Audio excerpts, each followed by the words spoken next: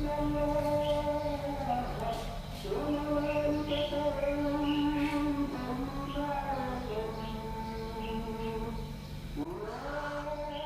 Num Yu. How are you guys? You could say Inwe men, we're here.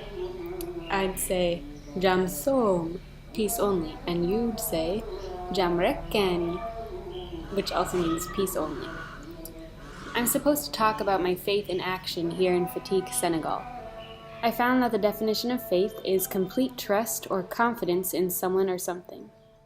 One of the reasons I wanted to do the Yagam program was to work on my faith and my closeness to God. I think that growing up, I had a good education about the Spirit of God and questioning my faith and thinking for myself. But I think that our society in the US and in my college environment was pulled away from the Spirit of God a little bit. People want everything to be planned, and they want things to work out perfectly. And they want everything to have an explainable reason. For me, this expectation of perfection for others and myself brought stress into my life and my mind and faith. I'm starting to see that stress wasn't serving myself or others.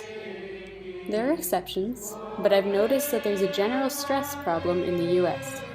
I saw a TED Talk that stress can be good sometimes, but long-term stress causes health problems, and it can serve as a block for the Spirit of God. When I was applying for Yagam and saw that Senegal was a country placement choice, I looked it up, and when I saw that Senegal was 94% Muslim, my first gut reaction was fear of going there. I think this is because of the fear we get about Muslims on the media. I was scared of violence, and I was also scared of somehow losing or damaging my faith by being exposed to too much difference. I also saw that the food and music looked really good, so I felt conflicted. Getting pulled out of my home society has not ruined my faith, but given it some more room to grow, just like giving roots of a plant room to grow. My spiritual roots have been exposed to some new soil, and they're adjusting. My job placements here in Fatigue are teaching some computer programs like Excel to people of the church in the church computer lab. I'll be teaching English later on to a wider audience, inshallah. I also work at the Center for the Promotion of Women. It's also sponsored by the Lutheran Church, but the students and teachers are Muslim and Christian. The religious pluralism here is not uncommon, it's just a way of life.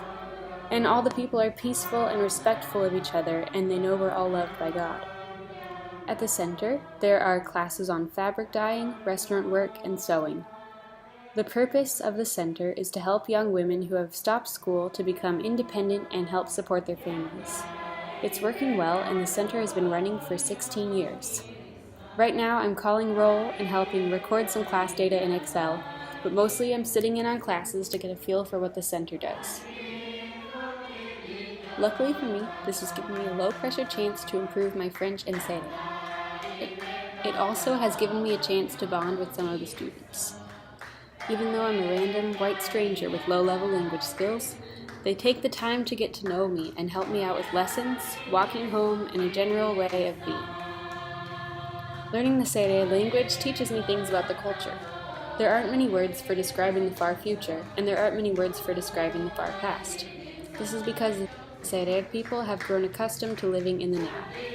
No one really knows what's going to happen in the future. People are just trusting God to bring them through. Along with learning the languages, I've been learning how to get out of a stress mindset.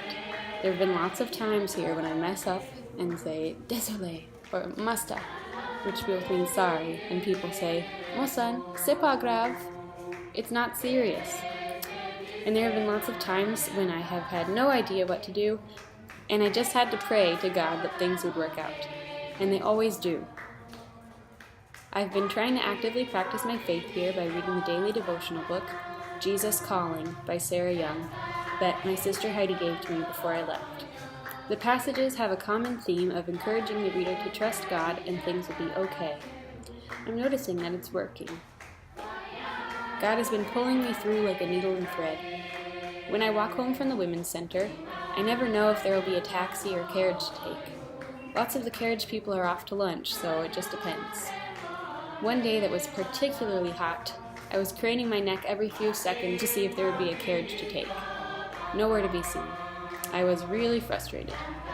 Why is this happening to me? And I remembered that I could talk to God about it.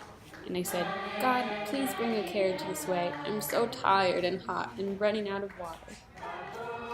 Then I looked back, and nothing the whole way down the road. I thought, "Really, God? How hard is that?" And then I realized I don't deserve any of this. I'm getting to do a really cool thing, and I'll be okay if I have to walk. And after I felt the peace of that, I heard hoofs right behind me. And I don't know how the carriage got there that fast, because the road is straight and the carriages aren't the fastest mode of transportation. And even though it was a small thing, I just felt God's hand in it. And there have been so many small things like that where I feel God's peace and goodwill. And it's been teaching me not to get too worried about how I'll get somewhere. Another thing, I was nervous and feeling unqualified to teach about Excel and church finances to the people of the church administration. I was nervous that people wouldn't understand my French or that I wasn't good enough at Excel or church finances. I felt like countless people in the Bible who say, "Why choose me? I'm not qualified for this. Why not someone else?" But I had no other choice but to go for it. I prayed and I just did my best using what I'd learned from student teaching and trying to think about what would be useful in Excel for church leaders. And I remembered when I was on ULC Church Council and I would receive those boring church expense reports and emails that I really didn't feel like I should be receiving. As a college student, I didn't feel like a very contributing member of the meetings about church finances. And I always regretted the time that church council meetings took away from my homework time on Tuesday nights. But I would go to the meetings. And here I am in Senegal, and those boring church spreadsheets are helping me out. So you just never know. And the lessons turned out okay. We all learned something, and it was really fun. I don't think having total trust in God means to stop trying.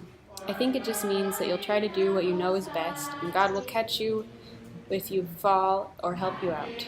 Sometimes God guides you there, and you just have to try and listen. And don't underestimate any experience's ability to help you in the future.